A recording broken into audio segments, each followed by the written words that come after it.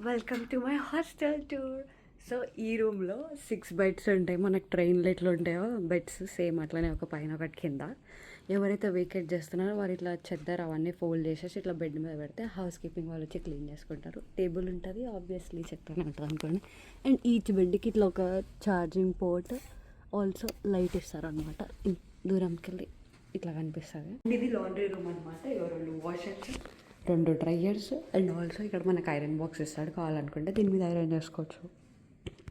ఇక్కడ హాస్టల్స్లో self kitchens ఉంటాయి అనమాట. మనం సపరేట్గా కావాలంటే సపరేట్గా కిచెన్లో చేసుకోవచ్చు.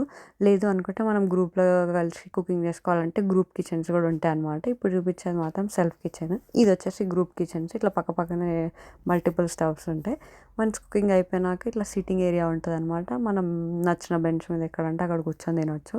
ఆల్సో ఇక్కడ ఎవ్రీడే మూవీస్ నడుస్తాయి. ఇట్లా కోచెస్ ఉంటాయి. కోచెస్ లోపల ఈరోజు ఈ మూవీ అని చెప్పేసి ఒక టైం టేబుల్ ఇస్తారు వారానికి. మనకు నచ్చితే అక్కడ వెళ్ళి మనం కూడా జాయిన్ అయ్యి మూవీ చూడవచ్చు. లేదు అని అంటే స్కిప్ చేయొచ్చు.